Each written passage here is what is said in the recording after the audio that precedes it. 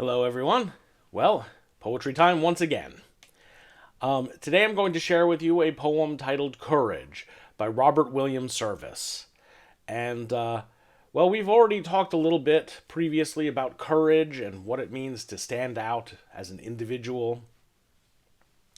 And there's a sort of a cliche that poets always write about flowers. And this is a poem about a flower, but it's still a good poem. This is a poem that might require you to understand some vocabulary, but very interestingly, a lot of the vocabulary in the poem is vocabulary we've already looked at in other poems. We've already seen bleak, to exult, beacon, wrath, and gloom. We're going to see those words again. So, in some ways, this could be seen as a sort of review poem for us, even though you've never perhaps read this poem before. Because as you go, as you develop your reading skills, as you develop your vocabulary, new poems will open up to you. They'll become more accessible to you because you have something to compare them to. And you already have previous experience. And also, you develop your language by repeat exposure to words, but in new contexts. So, this could be a helpful poem for us to understand. So before I get into the poem, let me talk you through some of the vocabulary you should know. And you will see some of this vocabulary posted in the classroom as well, so you can read it through. If I say something is bleak, it could be bare, that is uncovered. It could be lifeless, it could be cold, or just not encouraging. Here he talks about a branch that is bleak because it's approaching winter and the branch is cold and almost lifeless. Exultant means full of joy and happiness, like celebrating something. To exult is to celebrate a great victory or a triumph. A beacon, I hope you remember this, is like a signal light. Okay? Such as like a lighthouse, or just a light that's said to signal someone to say, come here. Okay. To take wing means to fly away. So some of the birds have taken wing, they have flown, they're gone. Serene means calm, at peace, undisturbed. So if you're serene, even if things seem troubling to you, everything is fine. You can remain tranquil, peaceful. Wrath is anger, and the things that we do in anger. A pioneer is someone who goes first. So if we go on a mountain climbing party, the pioneers will be the first ones to lead the way.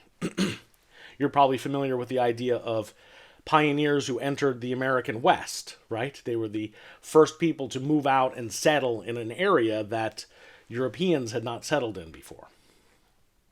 A pioneer could also be an explorer, someone who daringly goes where it's unfamiliar. Nobody has gone there that they know of, right? Gloom is darkness. Again, here it's being used literally as something that is shady and dark. Glee is happiness. Disdain. If I disdain something, I look down on it. I have some contempt for it. Or perhaps I just have no concern for it. It's just not something to trouble me. The last vocabulary word that I want to approach here is one that doesn't even appear in modern dictionaries. And it has a kind of unknown meaning. Grail, Grale. It's used in the phrase grail and grime. And the best I could deduce is it means kind of stony ground or dirt. It's been used that way in the 16th century by Sir Edmund Spenser in the poem The Faerie Queene, spelled somewhat differently. It may be related to gravel. Okay, so that's hard, but poets sometimes pull out words that you might not find in other contexts. So, grail and grime in the stony earth. That's all you need for vocabulary, but go ahead and look in the classroom, review it. Let's get to the poem, okay? It's all about a flower. Today I opened wide my eyes and stared with wonder and surprise to see beneath November skies an apple blossom peer. Upon a branch as bleak as night, it gleamed exultant on my sight, a fairy beacon burning bright of hope and cheer. Alas, said I, poor foolish thing, have you mistaken this for spring? Behold, the thrush has taken wing and winter's near. Serene it seemed to lift its head. The winter's wrath I do not dread, because I am, it proudly said, a pioneer. Some apple blossoms must be first, with beauty's urgency to burst into a world for joy athirst, and so I dare. And I shall see what none shall see, December skies gloom over me, and mock them with my April glee and fearless fair. And I shall hear what none shall hear, the hardy robin piping clear, the storm king gallop dark and drear across the sky. And I shall know what none shall know, the silent kisses of the snow, the Christmas candle's silver glow before I die. Then from your frost-gemmed window pane, one morning you will look in vain, my smile of delicate disdain no more to see. But though I pass before my time and perish in the grail and grime, maybe you'll have a little rhyme to spare for me.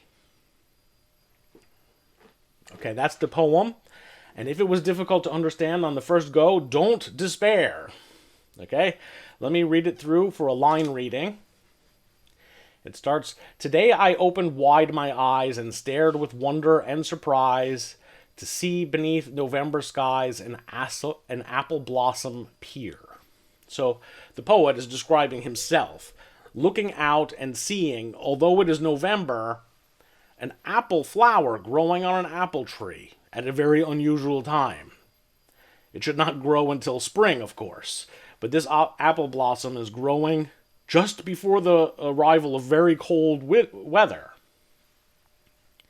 Upon a branch as bleak as night, so this branch is bare and cold, it gleamed exultant on my sight. So it looked like a light of color, celebrational, a fairy beacon burning bright of hope and cheer, as though the fairy people, the magical people, have set out a light to get me feeling cheerful in this otherwise bleak time of the coming of winter. Alas, said I. Alas is an expression of like, oh gosh, right?